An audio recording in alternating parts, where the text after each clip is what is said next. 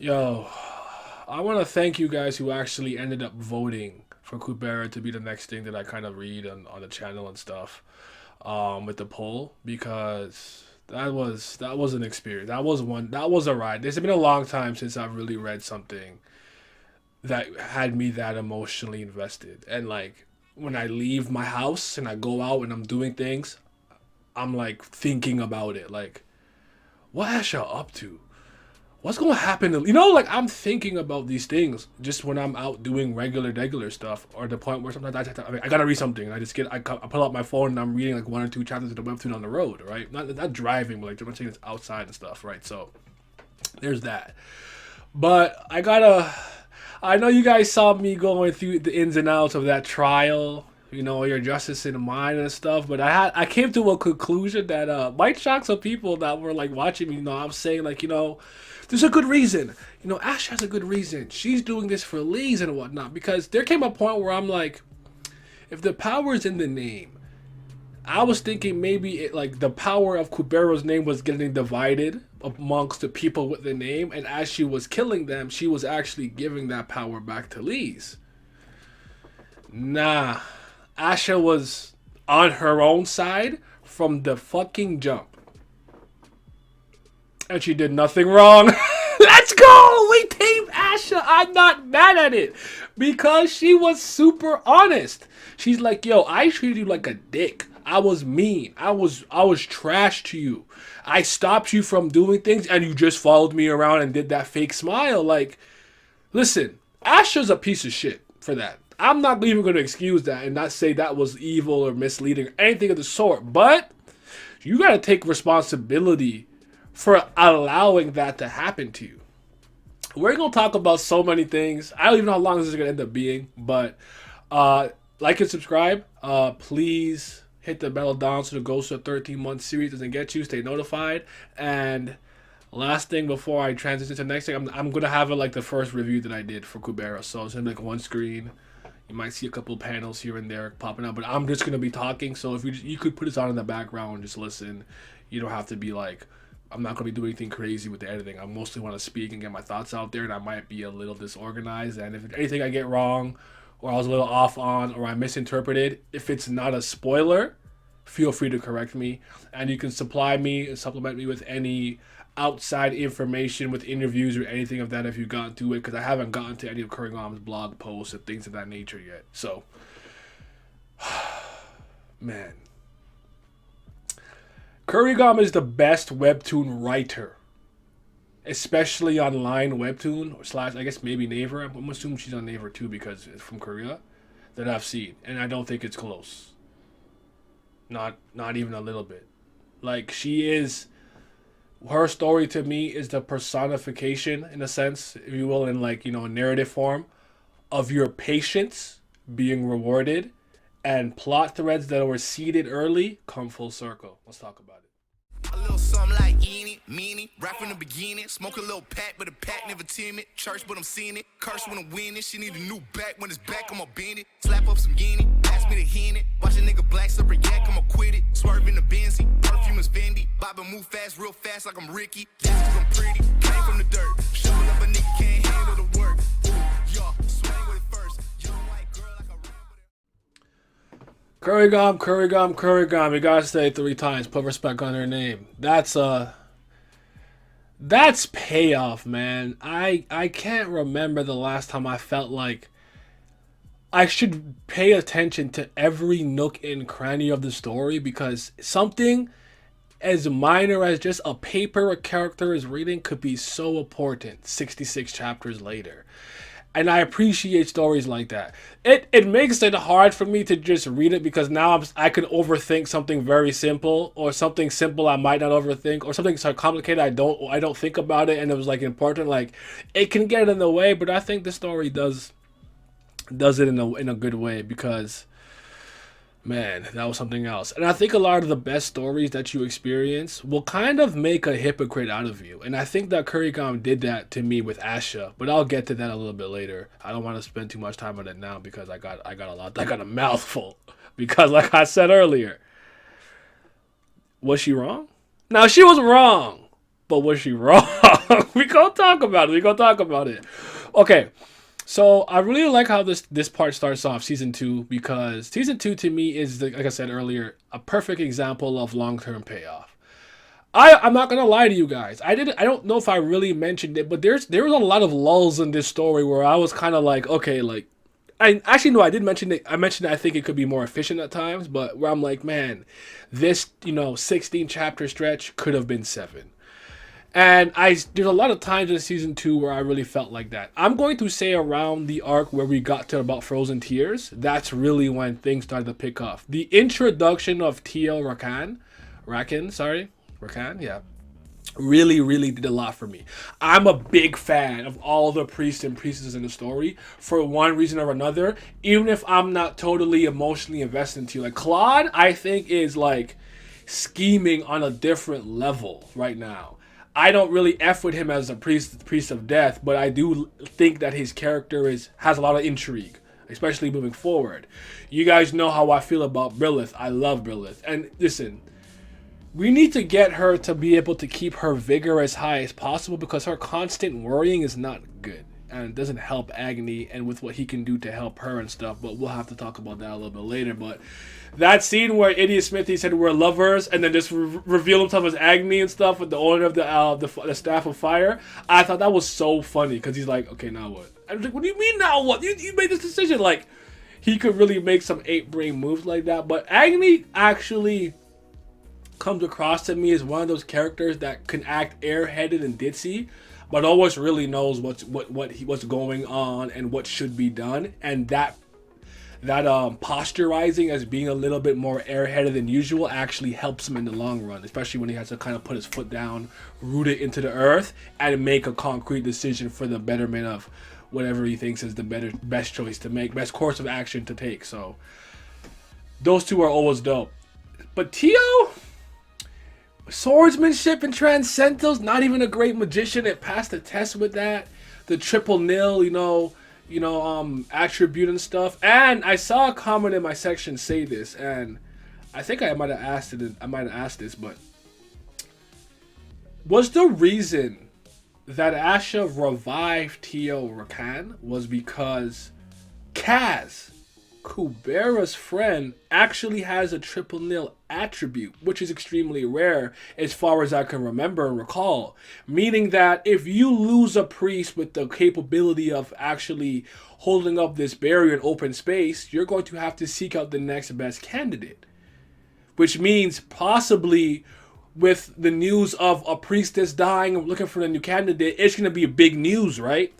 And there's basically a chance that Kubera would have learned that Kaz was alive, and Asha could not have that happen yet, which is why she did it. Let me know if there's truth and validity and credibility to that. But I thought that was very interesting because I'm like, these are like the kind of things where I'm like, you can just hide it in a regular panel. Oh yeah, Kaz is alive, yada yada yada, and just not take in the triple nil attribute. Because I didn't notice that. But when I saw that comment, my mind went. I'm like, wait, that's crazy. We don't know yet. I mean, I don't know as of yet. Maybe they explain that later on. But to me, that's the most plausible reason for her action to that point. But back to Tio. Tio really, really, really resonated with me really quickly. I guess I'll speak on like a couple of the other people real quick. Lutz, Lutz. I like him. Very pragmatic, very logic and reason based. Never met at characters like that. Has expressed a lot of utilitarianism ideals and whatnot. Sacrifice a few to save the many, or in the end justify the means and stuff like that. I really like him. I talked about Brilith. Obviously, I'm about to speak on Tio. Who am I forgetting? I think I'm forgetting somebody that I want to talk about. Wait, does Saha count? Yeah, Saha. He was cool.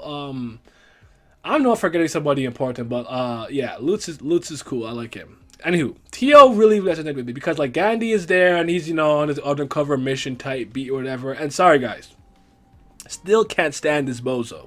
He's a fucking clown. I have no respect for him. Don't care about what's his daughter's name? Shakuntala. I'm sorry. I know I'm butchering all these names. I wish I wrote them down, but I've already hit record and we're gonna keep going. Shakuntala. That's what I think it was.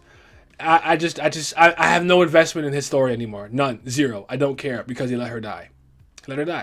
And I thought like her introduction, the way she revealed she was the Priestess of Chaos, her trying to spice things up here and there.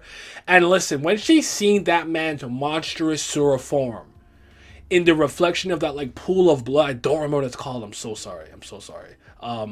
But I was like, yo, the way she kept her composure and then did her research to the point when Sagara was like, hey, you know who this guy is? She's like, yep, he's this guy, blah, blah, blah. He's done this, X, Y, and Z. I'm like, she knew, she had all the research, but based on the relationship she had, the dynamics, she tried to roll the dice and bet on the fact that maybe somewhere in his heart, he believed what he was doing, what was going wasn't right, and that she left a lasting impression on him in any shape or form. And I thought that was truly something a little bit beautiful, man. Like, I absolutely loved that. It hurt me, but like, there's no rules that say you must use magic in the magic exam. If a fighter has earned an A+ rank in magic exam just by swordsmanship alone, she does not have to worry about being a female, because when she invited Gandhi to her place, he's like, aren't you worried? We seen like Gandhi actually being planetary, wrapping his Sura form around the entire planet. At the time I didn't know, and then I had to see that motherfucking panel with her rapier in her neck, and it just hurt. You know what I'm saying? I was so fucking mad. I couldn't believe this happened to her. It was just truly pain. Allow me to backtrack just a little bit, just a couple of things I wanted to touch on, because I thought it was really cool. I thought Currygom was really smart with kind of starting off the season 2 with a bit more of a lighthearted tone, back to that goofiness. Like, Asha's just like a dickhead, but Leez is just like that kind of bubbly spirit in the group. We have second stage Yuta, and Ran and Asha dynamic has always been really good. Ran has gone up my rankings. He is such a great character. I love this dude. I think his brother is cool, but you can catch me hanging out with Ran, man. I love that guy. Their little competition about their magic score overall on the exam, that was really dope. I enjoyed that, going back and forth. I spoke about Brilith a little bit earlier, but why do I have to hide you? Why can't I stand in front of you as who we are together? Which to me shows that somewhat she has some feelings for him. I think Agni does actually love her in some shape or form. As of right now, I could be wrong about that. But when he said we're lovers, and then actually revealed himself as I am the god Agni, owner of the staff of Agni and everything, that shit was so goddamn funny. I cracked up. That was so funny. I'm like, and he's like, well, now what?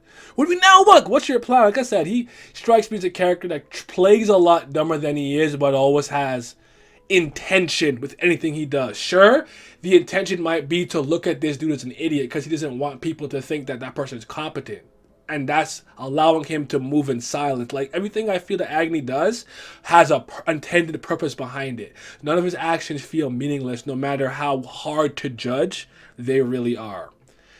And there was this one moment that I thought was cool related to the height of bondage. When I think Yuta, the sword that he had, I think suppresses his value from a transcendental standpoint. And when he gave that sword to Leez, it actually suppressed her overall value, which made the height of bondage go for Yuta instead. And there's just so many little instances of Yuta going out his way for her that I love. But let's start to really tie into the year of N5 on Planet Carte, and what was going on in the small little breadcrumbs that she led. Because I gotta say this, I think I should say this now and not explain it and come full circle later. But Currygom's ability to make one moment of convergence have so many moving parts is phenomenal. What do I mean by that? I mean, in one moment where a big confrontation could happen, I would surmise that the average narrative, I'm explaining it right, whatever, I'm explaining it. The average narrative would have hey, we built up these two rivals, here they are, face to face. And that is, for the most part, the crux of that moment, of that standoff, of that clash, whatever you want to call it. But with Currygom, she will have so many subplots moving at once that's going to tie tie up all of his loose ends to some degree in that climactic moment where I'm stressed about 6 different things. This clash, this build up, that interpersonal relationship. You didn't tell character X about situation A, and now they're gonna know the truth about it. It's like, what the hell? She's so good at that. Like that convergence, that moment there, it's A tier. It's just A tier. But yeah, we're seeing things like Asha really take a glance at the N5 Cali Boom neutral bow, right? Then we see Leez, look at that picture of her father, Raul Leez, you know, N5, fighter, rest in peace, whatever. Like, all of these things, and we're just trying to, like, really learn about what was going on with that year and why so many people are attached to this moment around the great upheaval and everything. And hearing some stuff about about Leez's dad was also really cool and intriguing. Like, I hope I can't quote it verbatim, but it's like, you know, he had a great personality. He was extremely powerful, and he was loved by a lot of people. And at a young age, he basically had anything he needed. But people who used to know him said that he really had a flaw, which he didn't really have any like will or reason to truly live. So he would just put himself in constant danger for the betterment of people. Like, he didn't have any reservations of his own life. And I think that's important to note. I think for some people you might think it's not a big deal, especially since he's not alive anymore. I think it's important to note because for anyone who doesn't know, I'm a lifeguard. Like, I've been like trained a lifeguard. As of right now, I would have to renew my certificate. But what I'm saying is, like, I went through all the swimming classes of lifeguard, and I've been an assistant instructor. And one of the things that we learn, like, well, the drowning victim, right? You don't jump right in and go, oh my god. You try to throw a flotation device, let them save themselves if they can. If not, jumping into the water to save them is the last resort. But we're taught to approach them with a method called, I think it's called reverse and ready or something like that, where we approach the drowning victim with our, almost like with our leg up, ready to kick them off you. Because what is a drowning person going to latch onto? Well, if I'm a lifeguard, I'm coming towards you, you're going to jump onto me because I'm trying to save you, correct? But if you're panicking and you're not under control and you're flailing and grabbing onto me, and right, and maybe I'm not that strong of a swimmer or whatever the case is, we can both drown. I have to value my own safety in life in order to save you, and that was the mistake that I think Raul made that ultimately led to his demise. So, yeah. Now, as a very small side, there was just one really funny joke that I really liked. This is tied to the flame mastery moment with Brilith, where I liked where Agni was speaking about certain things, but like a bit before that with what's the dragon's name again? Wow, Kasak, right? Kasak. When Agni said our team name is gonna be Dradran the God, I'm like, bro, you did not just name yourself that shit. I was cracking up. Kubera is such a funny story, all things aside, and I think the best of creative teams and writers can balance tone very well. I don't like when I get tonal whiplash in a story where I feel like this moment didn't have the appropriate level of urgency and stuff, but being able to kind of make you laugh in high tension moments or serious moments, but not take away from the gravity of that, I think is a skill set that only some of the very best of writers have, or creative teams have. So yeah, things like that. But when they were explaining silent magic, I thought it was very interesting. A silent magic, flame mastery, a silent magic control fire, no verbalized spell needed, right? So things like that. But he was explaining that people who can use that have essentially kind of forsaking some type of morality or, I guess, ethical code, if you will, because he says the desire for strength, lack of compassion for the enemy, a cold-hearted willingness to sacrifice everything else for the sake of one objectives.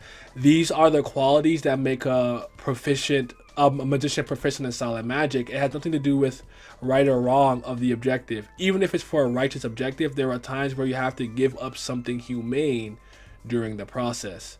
So, and I thought that was words that she really needed to hear, because I feel like Brilith is an example of someone who's so good and so giving and wants to do the best for everyone in every instance, where it's just not realistic for someone to be able to do that as a leader. You're going to have to make really hard, concrete decisions that will not benefit a certain group, no matter how much of a minority they are. Because I always argue that a lot of times when people are pursuing everything in a pursuit of everything, you will lose everything. In life, you need compromise. Compromise is very important. So I like that he said that to her. I think it was important.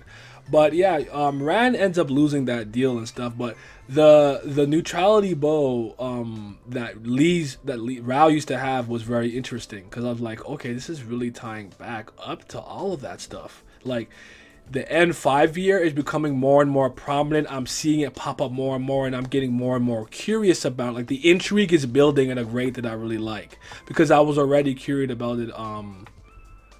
Back in the first season, not the bow itself, but that year. And I meant the year N5. If I said the bow earlier, I don't know if I tripped on my words there. But like, the shock of the bow landing from the ground was so thick that like the forest got destroyed and stuff. Like I think that was kind of crazy, all things considered. But anywho, when certain characters kind of try to go at Asha, because Asha has always carried herself with this air of dominance, of condescension due to her level of savvy, competence, and just the ability to make the best decision. But really, those decisions were all for her. So I always like that, took the lives of 29 people in a magic accident, which I think was probably one of, if not the first time, one of the first times I heard about it, and I didn't really understand about that. And when someone said that the suspicious thing about you is your defined affinity is known to be 515, but people who know the truth, and it's like, this is where I feel like doubt and suspicion on Asha is truly beginning to get cast upon her, where I would say for the first season, as much of a dickhead as she is, I've never thought that she wasn't on our side. But this is probably one of the first seedlings of doubt being planted. Talk about Hariyama. When she got hit with the Hariyama, she thinned out. I saw the chest come out. I said, I'm tweaking. Kubera looking kind of nice. That was interesting to learn about a spell that could kind of take you to your final days and moments, and seeing her look pretty, having the hat on and stuff, being a lot more thin. But the sadness of learning that no matter what, she's not going to live a long life because she has the appearance of somebody who's like, I don't know, maybe late 20s, at most 30 years old, it seems to me. Like she's not going to live a long life. And that was just like a sad thing to see because we're constantly, with any gods that have insight and have knowledge of the future, are seeing that one panel of her walking and saying, yo, you have a hard life ahead of you, hard path ahead of you. But you might have a sliver of hope there and there. The literal god of earth, Kubera, is like, your life is going to suck. I can end it right now. Now, I'm going to do something I hope I never have to do again. I'm going to give Gandhi some credit. I love what he had to say about Kubera when she was hit with the Hariyama spell, right? And he said something along the line of, she's like, why are you staring at me? And he's like, you're really good looking. And she's like, oh, you can't even see my face because she had the hat on and everything. And she basically said that pretty faces are a dime a dozen, and I got tired of them a long time ago. You know what I'm saying? And it's just like, a line like that resonates with me just on a real world level, because it's like, yeah, that's something that I wholeheartedly agree with. Like, extremely attractive and beautiful people are a dime a dozen, but genuinely good, down to heart human beings and people. I know things not a human being technically. He's a Sura and stuff, but meeting people like that is rare, and that's something that I value a lot more now. I don't really care how good you think you are or look or whatever, but it's like, what do you bring to the table? What have you accomplished? What are you valuing, right? So there's stuff like that. Then hearing her saying, I can't die yet, I haven't even started getting on my revenge and everything. Oh, it's just so much pain and sadness. Now, we got to talk about Yuta's growth, Yuta's development, all of that stuff. And because I think Yuta hitting his third stage was a bit of a jarring change for a lot of us, because his personality, while still having elements of it, there's a lot of changes that happen. And seeing him just kind of hug and hold her, I'm so happy it came before it's too late. I love these moments because if you don't know this, I ship them. Jatayu, that's what, by the way, the Jatayu thing was very, very interesting. Why that's the name that he started using and stuff. But the Utah X Leez is a ship that I like. I know it's like very basic and like, you know, in our face, but I like it. I really do. I think it's really interesting because of how different they are. And I like Agni, X Brilith. You guys could take Gandhi X Teal and shove it. I don't want to see it, but anyways, just like the fact that he started to develop and now he's like, yo, he walks out, you're a half. We're gonna have to get somebody to vouch for him and everything, and it's like he has some very shady desires, and he's like, damn you, Mr. Kasak. This means I have to keep an eye on you because she's like, I'm gonna go into the city and don't come out until you finish a book I'm gonna read. Like, what book? It's called The Biology of Asura. He's like, no, stop it. And then that's when she put on the goddamn hat and clothing and everything. It was just kind of really funny because he started to show more, I don't know, adolescent, older, you know, guy tendencies. Like, he's starting to look at her more, you know, sexually, if you will. Now, we come to learn that for whatever reason, he just likes her differently than he does for anybody else, especially humans. But he still holds a lot of, like, Sora-related practices in the terms of, like... Okay, actually, no, this makes sense.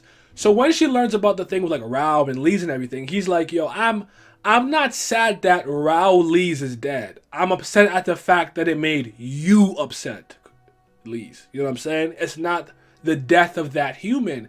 And I thought that was pretty cold and telling when he's speaking with the god of earth, Kubera, and he's like, if she was already dead, this would just be some corpse to him. It's the fact that she's hurt and still alive that I'm pissed. And they spoke about a little bit of those differences at the end of the second season when she finally learns the ability to kind of hear him, or because I think that her connection became so strong in that moment, and that's the only Sora that she said that she could ever really hear speak. So I just think all of that stuff is just absolutely incredible and phenomenal. So Frozen Tears, we see that Gandhi's crying and he's doing whatever he's doing and blah blah blah yada yada. Ugh, this fucking Gandhi guy. Can I talk about Rish real quick, actually? I like her. She's really funny. She's about her paper stacks and money and just and pretty much trampling on people. It's very funny. But I really like her. But like Yuta's like fear of hurting Leez being really, really real and stuff, it's crazy. He even thought about just like taking her and going away with it. Like, yeah, fuck all this. I'm gonna just take her and I'm gonna dip. And it's just he's getting more dangerous in some ways. It's kind of scary. You'd be creeping me out. Something like Yuta. I can't get down with this. You got to do a little better. But let's talk about Frozen Tears a lot. Now, I don't feel the need to too strongly speak about Frozen Tears since you guys had literally seen me read it, react to it, and share a lot of my thoughts and opinions. But we got Tio back by the end of all of that stuff. So hey, we are here. I will tell you this. If I live in this world, I'm putting my name on that do not revive me list. I think that I personally am against messing with the dead and time travel, whether it's forward or backwards in time. So that's not a thing. So I'll put myself on that list. So if I pass away, you gotta let me rest in peace, guys. I'm out of there. But interesting arc, Frozen Tears, him going to his Sura form and stuff, him and Agnes talking and conversations and everything. That was cool. Agni being like, hey, Kubera, you're still very sad. Like, why are you crying? You're not crying outwardly, but you're screaming internally. You're in so much pain and you're just not dealing with it. And I think that I said in a previous video that I was a little bit frustrated by that. Like, her lack of desire to take accountability, real onus, and agency of her own life and courses and stop catering to everyone so that she's simply not alone. But I could understand, especially even after just knowing, hey, I'm not going to live long, that loneliness is the thing that, like, it pains her the most. Honestly, that's really similar to 25th Band from Tower of God. I'm not going to spoil anything, but if you know anything, I know my Tower of God channel, but maybe you are watching this video and you don't read Tower of God and planning to get into it, so I don't want to spoil it. But right? I would argue that Bam is a character that he fears loneliness too, more so than he feels, dying. So interesting thing there. Just I wanted to point that out real quick. But I even like when bad things happen to her, or something happened to her she wouldn't remember, or something happens and she will suppress it or not address it or not confront it, or oh no, that couldn't have possibly been what happened. It frustrated me. I felt like Currygom was using that as a crutch way too many times, where it's like you rely on her being kind of stupid, a stupid country bumpkin type character a little too much for my liking.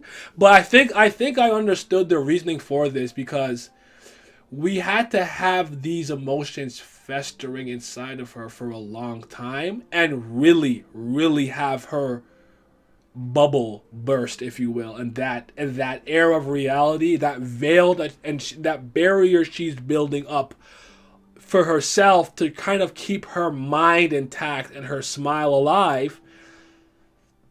She did that for a reason, and then with the culmination of the series of unfortunate events that happened to her at the end, these were the things that ultimately made her break and ultimately want to kill Asha.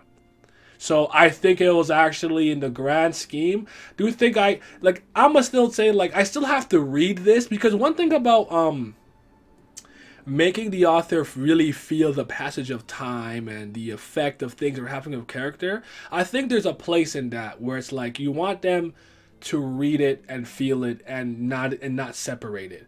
But sometimes I need authors to remember that we still have to go through this, because I would imagine on a week to week basis this would have probably frustrated me a bit more.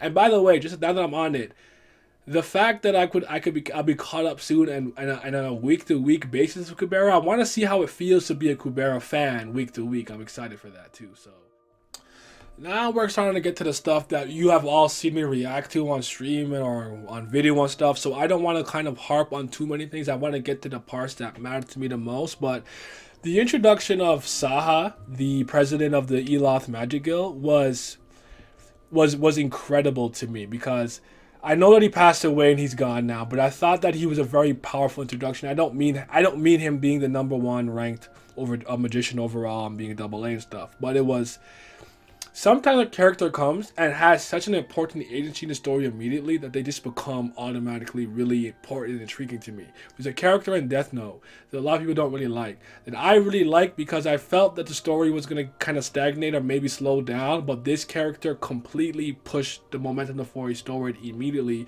by kidnapping a family member of one of the main characters. That was Mello. So Saha to me is very interesting, because he pretty much is the strongest magician, ranking one at least on paper, and one of the only magicians that we think is competent enough to actually beat Asha straight up, but immediately goes after her for her crimes and what she did. Wasted no time. So now a character that we all are familiar with is basically under the fire, which is fantastic. His thematic role has run out, and he obviously is gone now, but while he was in the story, he was so important, especially the ties to Lorraine, and the Lorraine thing was pretty interesting too. But anywho, seeing him use the life source system for Planet Willar and stuff was cool, because it reminds me of is it Cerebro? What's it called actually in X-Men, when Professor Xavier puts on the helmet to find all the mutants? I love that shit. So that thing is really cool.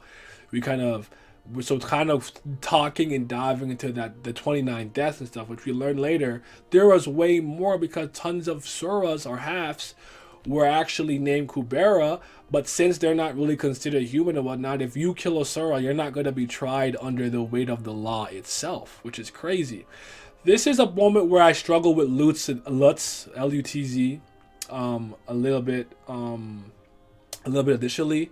That's Kako's man's, but because I thought he was completely emotionless in a sense, but I realized that he's just one of those people who are extremely pragmatic, logical, reason-based, and I don't hate people like that, because I think they're important to have contrasting ideals and ways of getting things done, because he's pretty much expressed a lot of utilitarianism beliefs, like you sacrifice the few to save the many.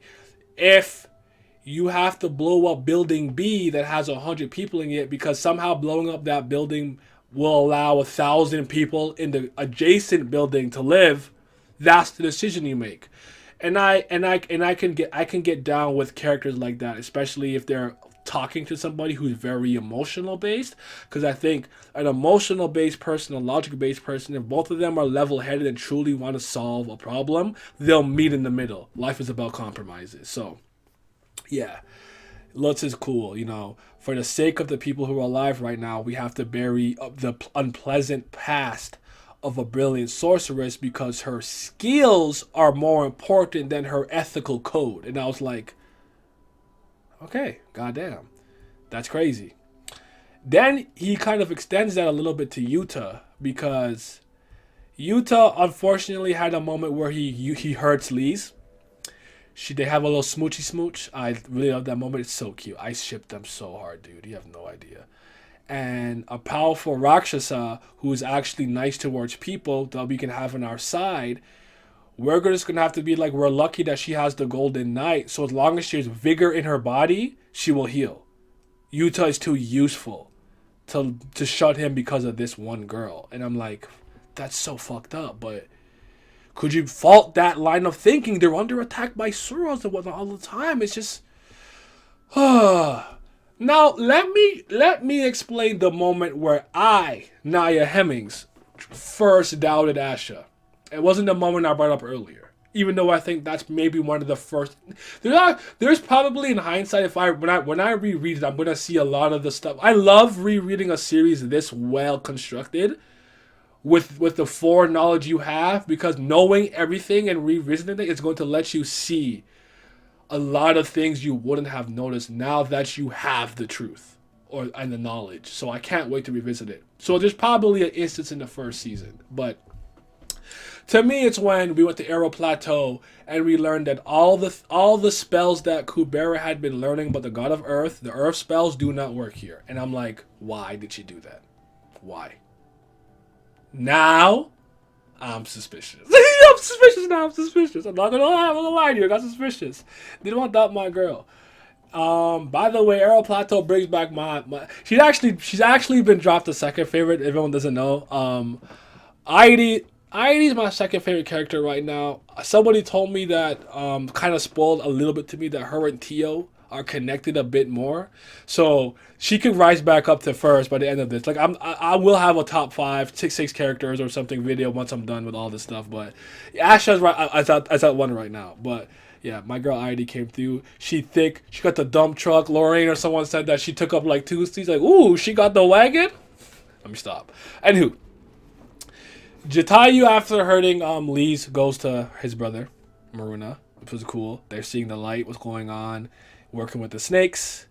We learn about Simpanti, a 5th stage Rakshasa from the Garuda clan, and her connection to Maruna and her training. And this is when we learn about the Soras and how they grow and how they evolve, and like the certain conditions that have to be met, or like and then feeding into that condition by like giving you experience points for you to evolve. I thought that was really cool. Seeing how that works. So when Maruna got put through the ringer with Simpanti for him to get to his 4th stage and everything, so that was kind of sad to see. A little difficult to watch, but hey, you got strong, nice and powerful there.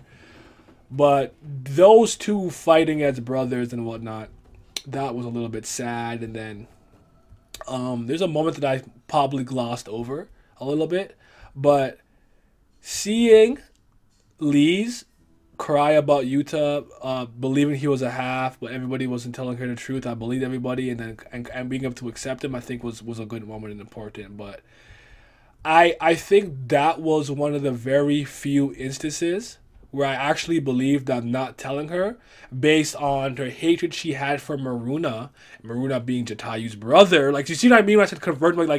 Like one little thing like that could cause so many things to go wrong, because Yuta likes Leez. Leez likes Yuta. Maruna destroyed her village. Like it's mind blowing. It's good. It's good stuff. You can't get mad at it. Any moment of introspection that Leez has throughout this fucking second part is really hard to look, because you really start to see how much he hates being alone. You know what I'm saying? And it just hurts. It just hurts. And then seeing Yuta talk about like if she's just a dead corpse, it's just a dead corpse. It wouldn't really bother me. It is what it is and stuff. It's just it hurts, dude. But anyways, let me really start talking about the stuff that I want to speak about because again, a lot of this stuff you guys did see me react, and I did speak a lot about my reaction to stuff. I do had more time to think about it, so some of my stuff have been a little bit tempered and changed, but definitely think that Kubera's ineptitude and stuff was all for the culmination of a big moment. So I know I harped in one video about her being too incompetent and forgetting stuff and not acting on stuff that she knows to be true but doesn't want to be true. I think that was actually well handled for the most part. So again, nitpick. But Asha, the trial and everything, the 29 people, the half she killed, all the names. Like, as this trial is going on and we're reduced to the priestess Mirha and everything, I really like her. I didn't trust her at first, but she was somebody who was somewhat used by Asha, knows how it feels, and lost her innocence in that way. So she can get in the mindset of that. And seeing all the stuff that she has written down and what she knows about the situation or what she thinks she knows about it was crazy. Because I think here's the thing that really made me really realize, like, no, Asha is completely self-serving. But they didn't really hide it, which is why I can't get mad at it. I'm going to use this example. James Harden is an NBA player who used to play for the Houston Rockets and OKC Thunder, who's currently on the Brooklyn Nets. And he was known for something that a lot of people don't like, which is basically baiting the referees to call fouls. In basketball, you can't really like touch the player too much or too forcefully. Only the ball, or if you contest a shot, you can only go up straight up verticality. But James Harden will like kind of tangle his arms into people and like basically initiate the contact himself and force the referee to call a foul. Do you know why I don't get mad at James Harden for doing this? Because the refs enable this behavior. You're rewarding it. Leez not taking agency and control of her own life as Asha was mean to her, just didn't want her to learn nothing, was a dickhead to her at every turn, and had tried to kill her on multiple occasions, and you still sticking around. You cannot put all of that on Asha. At some point, you were complicit in this. I'm not saying you weren't a victim, and I'm not saying that the blame isn't like 70-30 Asha, but take onus for what happened to you because you didn't have to do this. You didn't have to follow her. You chose to do this. So I believe that kind of justifies Asha in a very, very shitty way. This is not making her a good person or nothing, but I can't be upset with that because I'm saying, again, do I like what James Harden is doing? No, that's not basketball, and it's kind of nasty to see, and it doesn't even work in the playoffs. But why wouldn't you do something that's rewarding you? You're getting free throws out of it, so I understand. You having her around benefits you in certain ways. Now, it wasn't the way that we thought where like, oh, she felt that as Rao's daughter, she could be a capable fighter. It's like, no. I guess Asha had some type of reverence and respect to some degree about Rao, even though she claimed that she killed him. That when the Kubera that she came to finish off in this place said her name was Leez, she was like, oh, fuck. Oh, here we go. So she kept her around as long as she could literally, physically, and mentally tolerate it, because now you've messed up her own plan. So now you're a liability. If she can't win, no one can. So yeah, that was crazy. That trial was really, really thin. Because like I said earlier, I really thought that her killing the other Kuberas was making the power of name basically only be basically by killing every single Kubera and leaving one, the power of name would be the strongest in Kubera Leez. I thought that was the goal. But it turns out that she had to deal with Vishnu. And with every Kubera with the power of name she killed, he would increase her divine affinity. And let's talk about what I believe to be...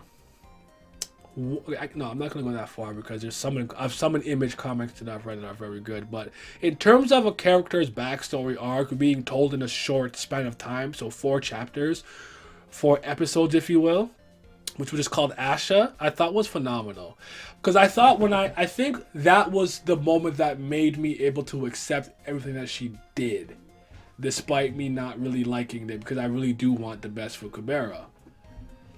Asha's viewpoint and way of looking at the world is just fundamentally different from most people, you will never truly understand her perspective, because somebody that's going to see their entire people, a lot of people they know die and go away, and be like, yeah, I gave you a wish, but instead of bringing back the people you claim you want revenge for, you're seeking power. Why didn't you ask for your mom to be revived? Because you don't care. What you're mad at is the fact that the brilliant future that you had is now taken from you, and you want revenge. You want to win. And seeing how kind of an emotionless, not emotionless, but not emotion driven, not emotion goal oriented, not emotionally idealistic, just a much more calm, calculated individual. There's people like this. They have no use for people who are like emotional and rah-rah and screaming and running around, where it's like, yo, being calm and collected, being reasonable, being logical is the move. We use facts, we use statistics, we use proven human history, we use precedents. We don't just, act on our emotion and feels. She's just one of those characters, and I think I just truly understood that. But what actually was really the most interesting thing to me about the Vishnu stuff was she actually knows everything to some degree that's going to and supposed to happen, especially very important decisions and things she has to do for her to win this. Because even Sagara is aware of this. And Asha had always from the get-go presented me as a character that had knowledge of future events. Now, I actually believed in my head, my tinfoil theory was that Asha had actually either physically seen the future or been to it, and I thought somehow the Hotni Vishnu stuff being a time-related spell, and when we're going through, she kept using it and trying it. I thought she was trying to somehow send herself back in time or learn how to time travel. I really did believe that. Now, what she ended up doing to me, I thought was far more interesting, kind of giving her a punishment that removed her from existence so that she could extend her already, because Hadi Yam was used on her and she's still very young. She wasn't going to live very long. So in order to actually make it to the year that she needs to be alive in to get what she needs done, she abused a time spell until she had to be punished for it and removed from existence. Do you guys understand what kind of fucking 6D chess this is? Everyone is playing not even playing chess. They're playing in the dirt with sticks.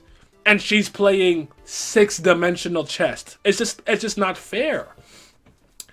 Homura is a character in Puella Magica Madoka that had essentially experienced a moment in time so frequently that she became so numb to it that even in pursuit of doing things which is supposed to help a person she cared about, it's hard to see that. There's no empathy with her, really, and she's very drained and devoid of, like, light in her eyes.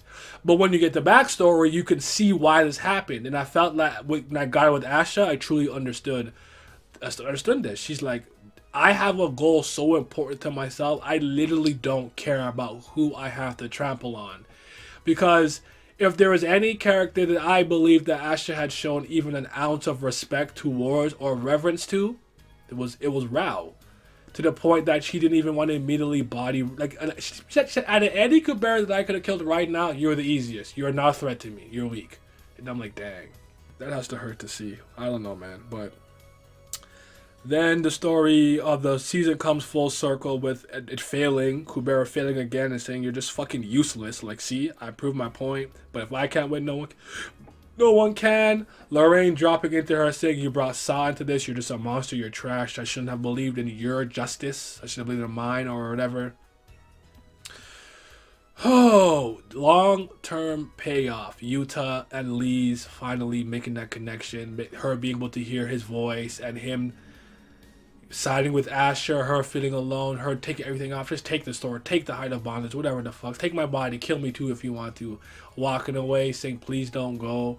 Him saying this is all I can do for you. And then she could hear it and now they're together. And then we'll see how things move on from that moment. But I have, with this season being as good as it is, the way that I think season one is such a strong foundation and pillar of support for the second and second and obviously third seasons, that I think that I think I had Kubera at an 8 out of 10. I gotta bump it to a 9 right now. It's a 9. It's at a 9 for me. It's getting to that masterpiece level where I'm like, I think by the end of reading it, I'll probably have it at a 10. When I rank something at 10, it doesn't mean it's perfect. It means one of two things or both of these things. I think it's a masterpiece, not perfect, a masterpiece, or two, whatever I believe the intended purpose of the narrative was fulfilled or completely achieved. You were successful in doing that. So if I am reading a comedy series that's like 10 chapters, but I legitimately thought it was hilarious, it's a comedy series. The point is to make me, the reader, laugh. I laughed a lot. It's a 10 because the intended purpose of this narrative was fulfilled. And I feel like what she is doing with Kubera is she's pretty much hitting all the nails at the right time. So let me stop talking because I've been speaking for a long time. Look forward to more Kubera videos, of course. Season 3 stuff, some season 3 reactions and everything. But phenomenal season. The downfall of Kubera Leez's innocence throughout the second season was powerful, because it really resonated with me. Even as somebody who can support Asha's actions, I don't like what she did to her. And and I can't leave without speaking about the I Won Kubera, King of Snakes, all of that stuff. Kubera's life would have been next to perfect or without hardship and peril if Vishnu did not intrude. And basically she did not kill Ral to not Ral go back to the family, which sent her life down this path. We heard a lot about past, taking this path a lot from certain characters and decisions and whatnot. Here's what I find interesting about that, though. Is there a way to forcibly change your destiny? Because what I know this, bear with me, this is gonna sound crazy, and I know it's probably stupid as hell. Just let me say this, because if I'm wrong, tell me to be wrong. I don't mind being wrong. Could Kubera, with the help of a god or something, be able to switch to a different path that doesn't lead her down this dark descent where Asha has, the dominant role, if you will? Is there a way for that? Is there a time travel way? A god can help you? Oh, if you do these 6 things before, your lifespan runs out, Asha will actually blah, blah, blah. And I'm like, okay. All right. So, we'll see. Let me stop babbling. Thank you guys again for listening if you got this far. Let me know what you guys thought about anything I had to say. Is there anything you thought of, any character you thought I forgot to highlight, anything you thought that was really important? No, I didn't talk about Rand enough. Hold on. We ain't stopping. Here comes the Rand segment. Rand and his brother are so fundamentally different, and I love that, because Thing gets more respect than him, and Rand, and shit, what's the fucking girl, the human of pure blood that he likes? Lila? No. Yes, I don't know. I'll have the name here on screen. Their relationship building up was awesome, and like Leez seeing her like feeling more left alone, because Rand really put himself out on a limb for her a lot of the times. Like, tried to help her get her new clothes. She was looking beautiful in that dress, smiling and stuff and everything, and just like, he was such a good person. He's such a good dude. I just mess with him. Like, he's honestly a solid ass nigga. Like, can't go wrong with this dude, Rand. I'm going to say this here now. If anyone is a Kubera reader who hasn't seen the 3rd season at all to some degree, I'm about to spoil something. I'll come back in like 10 seconds. But like, there's a 3, 2, 1. Here is the season 3 spoiler. He has children now with her. The twins. He living. Oh, he married. Like, I love all that. Like, seeing his character arc and his growth, his journey. Seeing his the lifespan thing, seeing him being that oblivious to her liking him, and the love. I love romance. I'm such a romance merchant. I love it. I need it. I want it more. Give it to me. Romance is it.